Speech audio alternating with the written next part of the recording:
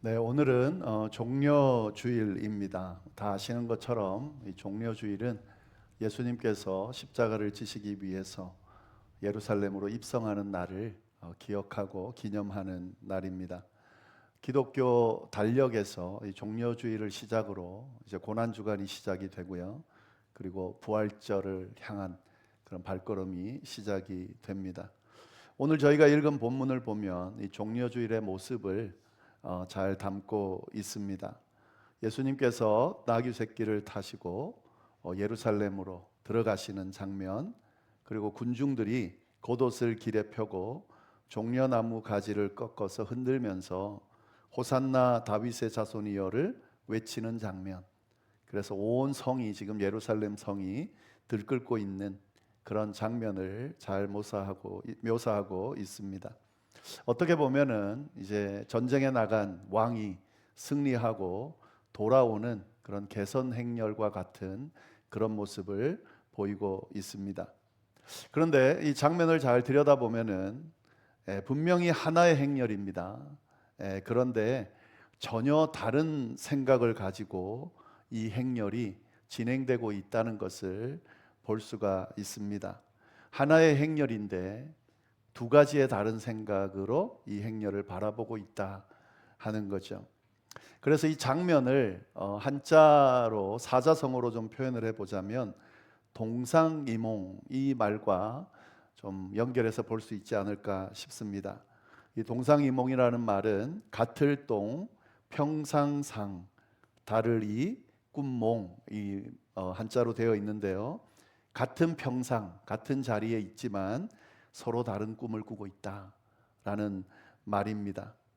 분명히 군중들과 예수님은 같은 길 위에 있죠. 그리고 같은 행렬을 하고 있습니다. 동상이죠.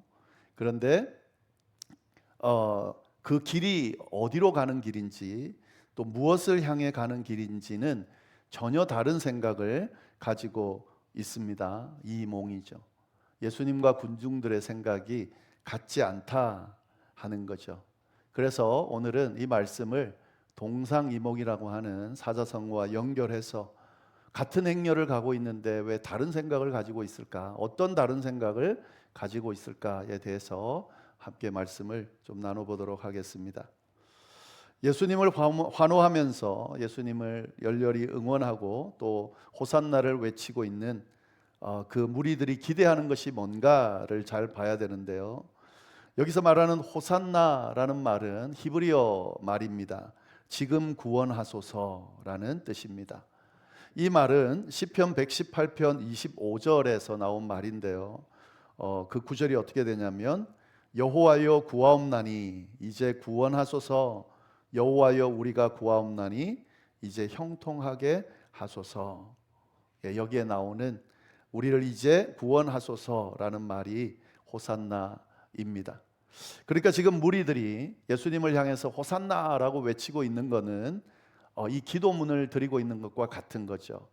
주여 지금 우리를 구원해 주십시오라고 지금 외치고 있는 거죠. 예수님이 예루살렘 입성하는 그 장면을 보면서 군중들은 예수님을 향해서 주여 우리를 구원해 주십시오라고 외치고 있습니다. 그런데 이 군중들이 외치는 구원은 과연 어떤 구원인가라는 것을 알 필요가 있는데, 이들이 처한 상황 때문에 그들이 원하는 구원은 뭐냐면 정치적인 해방을 원했습니다. 무슨 말이냐면 당시 유대 백성들은 로마 제국의 압제 가운데 속국으로 있었죠. 그래서 무거운 세금을 내면서 참 힘든 시간을 보내고 있었습니다. 특별히 민족적인 수치를 가지고 하나님의 선민이다라는 긍지를 가지고 있는데, 로마의 압제 가운데 그렇게 무기력하게 있는 그런 상황 가운데서 이스라엘을 다시 독립시켜 줄 메시아가 오신다라고 예언되어져 있는 그 말씀을 붙들고 그렇게 기다리는데 예수님이 나타나신 거예요. 그래서 예수님을 향해서 주여 메시아여 왕이시여 우리를 구원해 주십시오 라고 외치고 있는 겁니다. 지금 우리의 이 형편을 돌아보시고 로마의 압제 가운데 있는 우리를 해방시켜 주십시오 하는 그런 의미의 외침을 지금 하고 있는 겁니다. 이렇게 외치는 무리들의 외침이 잘못됐는가 우리가 이것부터 생각할 필요가 있는데 제가 결론적으로 이 외침이 잘못됐다라는 말을 할 건데요. 그런데 우리가 주의 깊게 봐야 되는 것은 이렇게 정치적인 해방을 원하는 것이 그럼 잘못됐는가? 그렇지는 않습니다. 그것이 잘못된 것은 아닙니다. 왜냐하면 당연히 이러한 상황에 처해 있으면 당연히 그런 간구와 바람을 가질 수밖에 없겠죠. 우리가 지금 만약에 일제시대에 일본의 속국이 되어 있다라고 한다면 그런 한국 민족들이 기도할 내용이 당연히 뭐겠습니까? 이 일본으로부터 벗어나게 해주십시오. 해방시켜 주십시오. 라고 기도하는 것은 너무 당연한 거죠. 지금 이 무리들이 외치고 있는 지금 이 상황에서 우리를 구원해 주십시오. 라고 기도하는 것은 너무도 당연한 겁니다. 예수님이 왕으로 오셨고 또 구원자인 메시아로 예언된 메시아로 오셨다는 것을 이 무리들은 확신했기 때문에 그들을 향해서 지금 자신들의 형편을 돌아봐 주시고 이 로마의 압제로부터 우리를 구원해 주십시오 라고 외치는 것은 당연한 겁니다. 이걸 틀렸다고 말하고 있지는 않습니다. 그럼 뭐가 문제가 되는 건가? 우리가 이걸 분명히 봐야 되겠죠. 그러면 이 무리들이 외치는 외침이 뭐가 잘못됐는가? 그것이 예수님의 뜻과 같지 않다라고 하는 것이 문제가 되는 겁니다.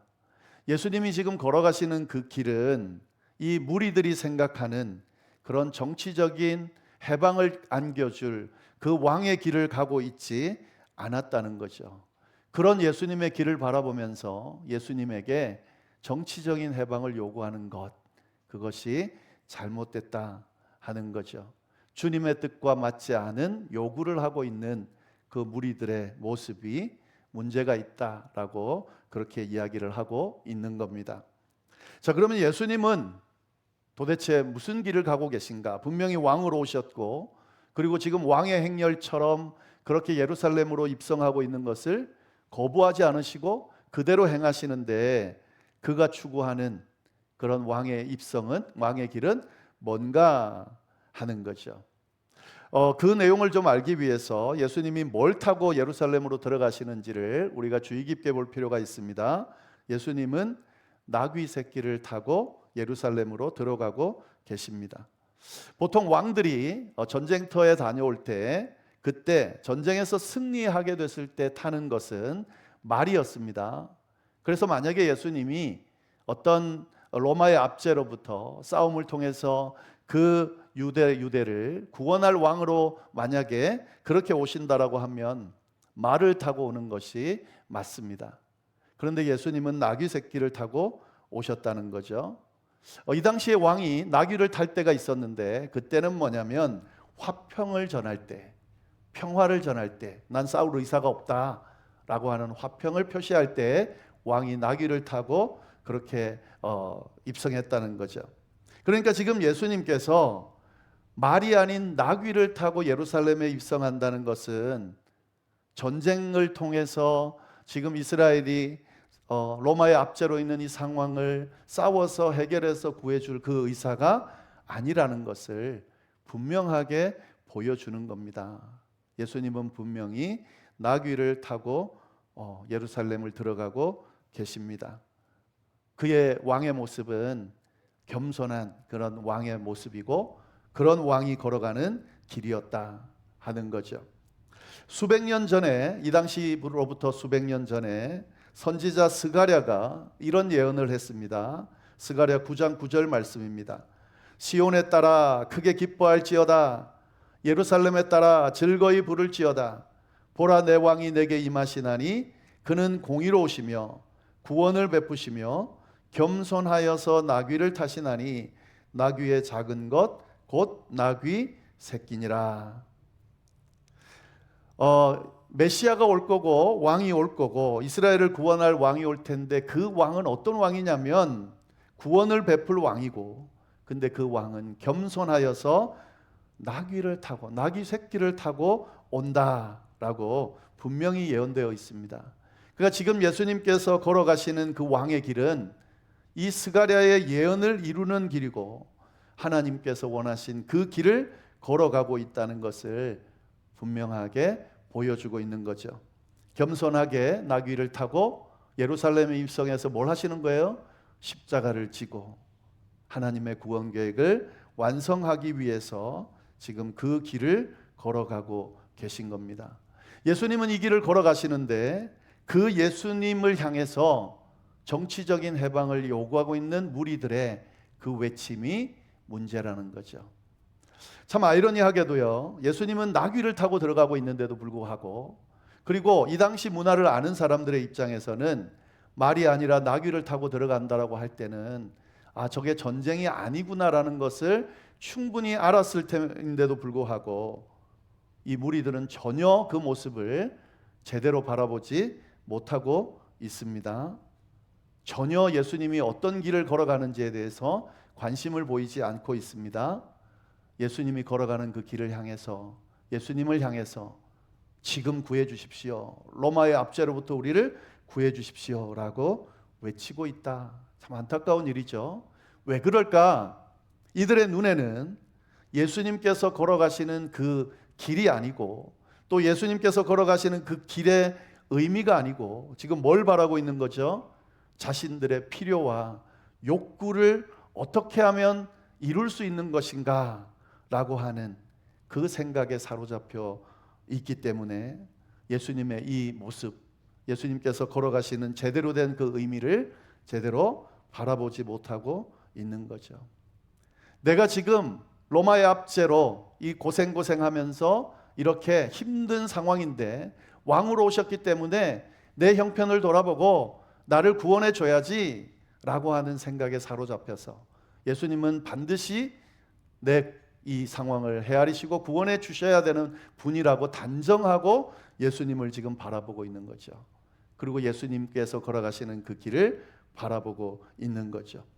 호산나, 예수님을 향해서 찬양을 드리지만 호산나라고 하는 그들의 외침 가운데는 예수님의 뜻이 아닌, 예수님이 걸어가는 그 길의 의미가 아닌 자신들의 필요를 채우려고 하는 그 의미로 가득 차 있다라고 하는 사실을 우리가 주목해서 볼 필요가 있습니다. 이것이 큰 문제가 되는 거죠. 예수님께서 그 길을 걸어가지 않는다라는 것을 알게 됐을 때 이 무리들의 반응이 어땠을까요? 호산나라는 외침이 예수를 십자가에 못 박으라는 외침으로 바뀌었다는 것을 생각해 본다면 그들은 예수님의 뜻이 중요한 게 아니고 자신의 필요를 어떻게든 해결하는 것이 더 중요했고, 그 필요를 채워주면 메시아가 맞고 왕이 맞지만 그 필요를 채워주지 않으면 그는 메시아도 왕도 아니기 때문에 십자가에 못 박으라는 외침으로 그렇게 바뀔 수 있었던 거죠. 결국에는 정말 제가 말씀드린 것처럼 이렇게 호산나를 외치던 이들이 예수님께서 그들이 기대하는 길대로 가지 않으니까 호산나에서 십자가에 못 박으라는 외침으로 바뀌게 됐습니다. 너무너무 안타까운 모습이죠. 지금 마태복음에는 이 내용이 안 나오는데요, 누가복음 19장 42절 말씀에 보시면 예수님께서 이 나귀를 타고 입성하시면서 예루살렘을 보고 우셨다라고 하는 장면이 소개되고 있습니다. 그러면서 이렇게 누가복음은 이야기를 합니다. 이르시되 너도 오늘 평화에 관한 일을 알았더라면 좋을 뻔하였거니와 지금 내 눈에는 숨겨져 있도다. 무리들이 환호하는 그 모습을 보면서 예수님께서 안타까워하셨다는 거예요. 그들이 지금 무슨 말을 하고 있는지, 뭘 요구하고 있는지를 제대로 모르고 있다는 거죠. 그들이 꿈꾸는 꿈과 지금 예수님이 걸어가는 길과는 전혀 다른 길을 가고 있는데 무지하게 그들이 나를 향해서 소리를 치고 도와달라고 하고 있는 그 모습이 예수님 보시기에는 안타까웠던 거죠. 그런 모습을 가지고 있는 그들을 바라보시면서 안타까워하셨다, 슬퍼하셨다, 우셨다라고 그렇게 말씀하고 있습니다. 우리가 신앙생활할 때 여러 신앙생활 좀 잘하고 싶죠. 별 문제 없이 잘하고 싶은데요. 그런데 신앙생활할 때 자꾸 뭔가 제대로 이루어지지 않고 문제가 생길 때 그때 그 모습을 잘 들여다보면 여기에서 생기는 경우가 참 많습니다. 하나님의 뜻과 내 뜻이 다를 때 내 뜻을 어떻게든 고집하고 이루려고 하면서 신앙의 문제가 생길 때가 많습니다. 오늘날 교회의 문제나 기독교의 문제를 들여다보면 대부분 여기서 발생하고 있다는 것을 알 수가 있습니다. 하나님의 뜻과 우리 뜻이 맞지 않을 뿐 아니라 맞지 않는 그 뜻을 하나님의 뜻이 아닌 나의 뜻을 관철시키려고 그렇게 애를 쓰다 보니 교회도 문제가 생기고 그리고 기독교도 문제가 생기게 되는 거죠. 지금 하나님의 뜻이 아닌, 예수님의 뜻이 아닌 자신들의 뜻을 관철시키기 위해서 외치는 그 외침이 겉으로 보기에는 예수님을 찬양하고 예수님을 맞이하면서 그를 반기는 것처럼 보일지 모르지만 그들의 마음이 진짜 예수님을 반기는 그런 솔직한 그런 진심이었을지는 모르지만 그것이 예수님의 뜻과 같지 않다면 그건 제대로 된 모습이 아니다라는 말씀을 오늘 이 말씀을 통해서 우리에게 분명하게 해주고 있습니다. 신앙생활하면서 하나님의 뜻이 아닌 우리의 뜻을 이루려 할 때 그것이 정말 하나님을 믿고 그 하나님께 진실한 마음으로 간구하는 것이라 할지라도 그것은 옳은 것이 아닙니다. 기독교인들은 하나님의 백성들은 철저하게 하나님의 뜻을 묻고 그 뜻 안에서 우리의 삶을 살아가는 사람들이기 때문에 그렇습니다. 네, 근데 하나님의 뜻을 알기가 쉽지는 않죠. 이게 어려운 거예요. 이 무리들이 참 안타까운 것은요. 예수님의 뜻을 알 수 있었다면 그러면 참 좋았을 텐데 그렇지가 못했던 거죠. 그래서 하나님의 뜻을 알기가 쉽지가 않습니다. 이 하나님의 뜻을 알기 위해서 애쓰는 과정이 저는 신앙생활이라고 생각이 드는데요. 왜 끊임없이 우리는 매번 모이고 예배드리고 또 기도하고 말씀 듣고 또 말씀 읽고 막 이런 어떤 신앙적인 행위들을 요구받을까? 저는 그 모든 과정이 하나님의 뜻을 제대로 알기 위한 과정이라고 생각합니다. 하나님의 뜻이 뭔지를 끊임없이 묻고 발견하려고 애쓰는 과정인 거죠. 근데 사실은 하나님의 뜻을 아는 것보다 더 힘든 게 있어요. 그게 뭐냐면 하나님의 뜻을 알아도 하나님의 뜻에 내 뜻을 맞추는 게 그게 쉽지가 않습니다. 사실은 이 본문 앞에 예수님께서 이 예루살렘에 입성해서 그 뒷부분이죠. 앞이 아니고 뒷부분에 십자가를 지시기 전에 예수님께서 겟세마네 동산에서 기도하는 모습을 보여주는데요. 그 기도하는 모습을 보면 우리에게 이 하나님의 뜻에 당신의 뜻을 맞추는 것이 얼마나 힘든지를 잘 보여주고 있습니다. 예수님께서 겟세마네 동산에서 기도하실 때 이렇게 기도를 하죠. 주여, 만일 할 수만 있으면 이 잔을 내게서 옮겨주십시오. 이건 뭐냐면 내 뜻은 이걸 하고 싶은 게 아닙니다 라는 거예요. 저는 이게 너무 힘들고 두렵기 때문에 이 뜻을 이행하기가 참 힘듭니다. 제가 원하는 바는 할 수만 있다면 이 십자가의 잔을 받지 않기를 원합니다. 이렇게 고백을 해요. 그리고 뭐라고 고백하냐면 그러나 제 뜻대로 마시고 하나님의 뜻대로 해주십시오. 이렇게 고백을 합니다. 그러니까 하나님의 뜻과 인간의 몸을 입고 온 예수님의 뜻이 원함이 다른 거죠. 그러니까 참 쉽지 않은 거죠. 그래서 하나님의 뜻을 이루기를 원하는 그런 예수님의 간절한 기도가 담겨 있는 겁니다. 그런데 이 기도를 3번이나 똑같은 기도를 반복해요. 성경에 보면 예수님께서 열심히 이 기도를 하고 돌아와서 제자들이 자는 걸 보고 또 돌아가셔서 같은 기도를 3번 했다고 되어 있습니다. 왜 예수님은 같은 기도를 3번 했을까? 그만큼 자신의 뜻과 하나님의 뜻을 일치시키는 것이 힘들었던 거죠. 예수님은 밤새도록 기도하면서 뭘 기도하셨습니까? 자신의 뜻을 하나님의 뜻에 맞추는 기도를 하셨습니다. 예수님께서 이렇게 기도하셨다면 우리가 그렇게 기도하는 것은 너무 당연한 거죠. 하나님의 뜻을 바로 알고 그 하나님의 뜻에 내 뜻을 맞추는 과정이 바로 신앙생활하는 과정이다 라는 사실을 우리가 잊어버리면 안 되겠습니다. 우리가 매번 종려주일이 오고 또 고난주간이 오잖아요. 그러면은 특별 새벽 기도를 하거나 우리가 또 각자 경건하게 묵상을 하면서 보냅니다. 뭘 묵상하면 될까요? 저는 이 묵상을 좀 하시면 좋겠다라고 권해드립니다. 내 뜻이 있을 거예요. 그 뜻이 하나님의 뜻과 맞는지를 물어보시고 하나님의 뜻이 무엇인지를 발견하는 시간이 되기를 바라고요. 혹시 같다면 감사하면서 그 하나님의 뜻을 열심히 쫓아가시면 되고, 만약에 맞지 않다면 이 고난주간을 통해서 하나님 주의 뜻에 내 뜻을 맞출 수 있도록 인도하여 주옵소서. 내가 원하는 바가 아니라 주님이 원하는 바가 이루어지기를 바랍니다. 제 인생에 또 제 삶의 여정 가운데 또 제 가정 가운데 하는 일 가운데 제 뜻이 아니고 제 욕심이 아니고 하나님의 뜻이 온전하게 세워지기를 바랍니다. 이 뜻에다가 맞추고 이 하나님의 뜻에 나를 맞추고 그렇게 정말 주님이 기뻐하시는 그런 하나님께서 원하시는 길을 걸어갈 수 있도록 인도하여 주옵소서. 이렇게 묵상하며 기도하면 어떨까 싶습니다. 예수님께서 그렇게 자신의 뜻을 하나님의 뜻에 맞춘 이후에 그 다음에 어떻게 하죠? 그 다음부터는 흔들리지 않고 십자가를 당당하게 지셨습니다. 예수님께서 사실은 그 군중들의 외침을 들으면서 현혹될 수도 있잖아요.